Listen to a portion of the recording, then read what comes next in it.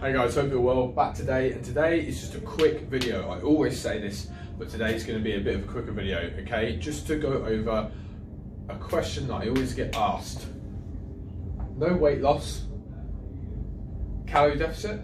So I'm not losing weight and I'm in a calorie deficit, okay? Why is this, happening to me? Why am I not losing weight, You're going, I'm in a calorie deficit, I'm doing as I should be, but I'm not losing weight. Why? Okay?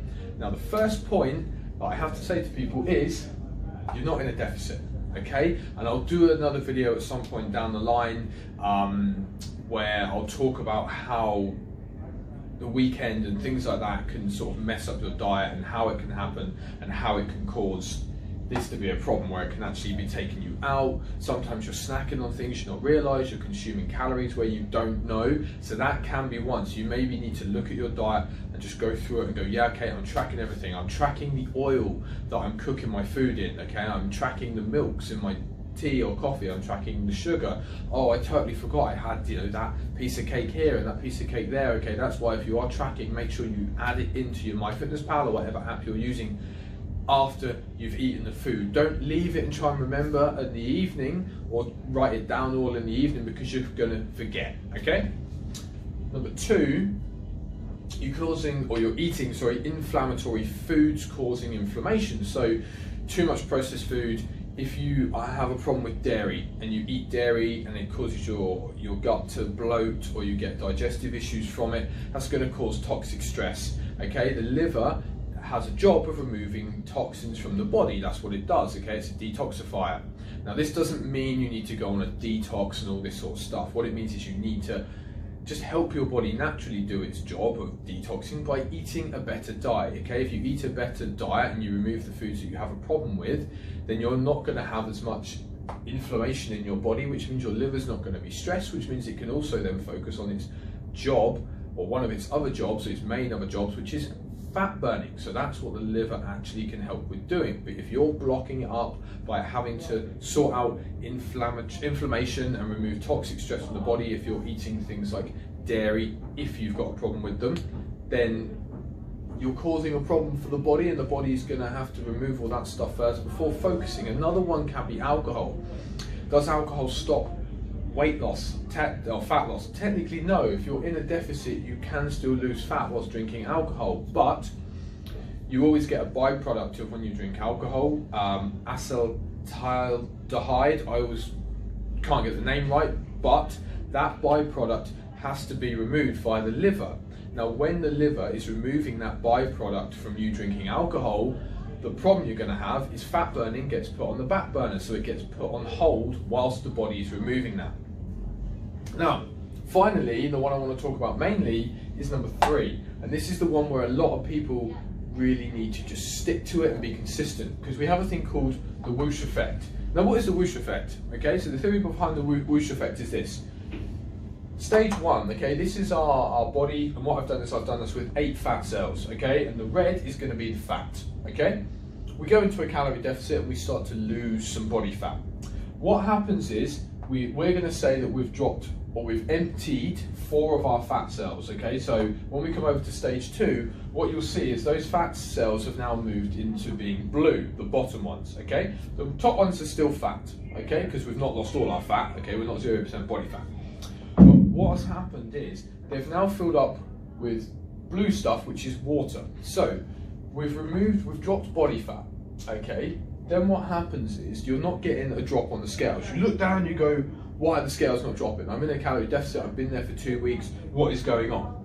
Now, the body is quite a smart thing. So what it's done is you've lost fat out of those fat cells, but for a short period of time, the body will be thinking, okay, you're maybe going to fill those fat cells up at a later date, you're going to refill them, X, Y, and Z. So what I'm going to do is temporarily, I'm going to fill them with water, okay? So the body's holding onto water in those fat cells instead of obviously the fat, which used to be there. If you are consistent and patient, and it varies person to person, this is why we say if you change your calories, sometimes you need to give it up to 4 weeks to see if your body is going to adjust to it, okay? So what will happen is you might get on after 3 weeks, okay? You've got to 2 weeks, you've got really impatient, really annoyed. Someone said, just give it another week, go on 1 more week. And you got on, and now on that 3rd week, you got on 7 days later, and you get up in the morning and you look down, and there's been a massive drop in the scales. You've dropped, say, 3 pounds in 1 day. And you just go, wow, where did that come from? And what has happened is you've got to stage 3. You've been consistent, you've not got annoyed and gone on a massive bender and binged on crap and refilled those fat cells, okay? So you've not gone back, you've given it time, you've been consistent, you've jumped to stage 3, and that quick, sudden weight drop overnight is your body removing water, okay? It's basically going, right, you're not gonna hold on, you're not gonna refill me with fat anymore, you're not gonna go back to stage 1 by, putting more fat back in these fat cells. So what I'm going to do is I don't need this water in here anymore, and I'm going to go to here. You now have less fat in those fat cells, which means your body fat levels have gone down.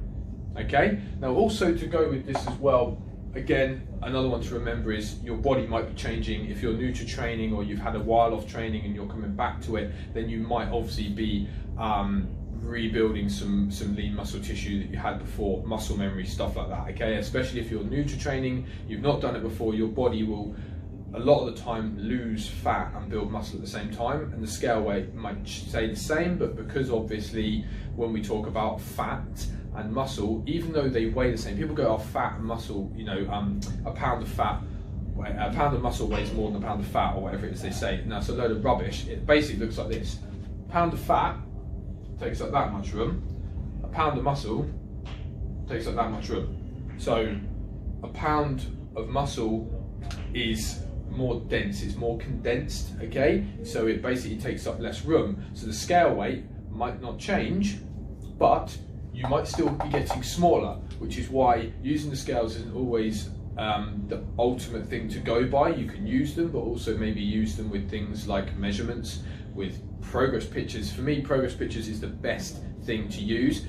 Measurements is quite good, but again, if you're building muscle, your arms might get a bit bigger or they might stay the same. But again, the progress pictures will show, because they might look different. They might look leaner, okay, a little bit bigger, but they might look a little bit less, that sounds bad if you say flabby, if you've got fat or whatever people want to say, okay? So those are the reasons why you're in a calorie deficit and you've got no weight loss and you're questioning it, okay? So one, look at this. Are you in a calorie deficit? If you are, cool. Look at number 2. Are you eating foods that cause you a problem, cause you digestive issues, cause you to be stressed, cause you inflammation, joint pain, whatever it may be?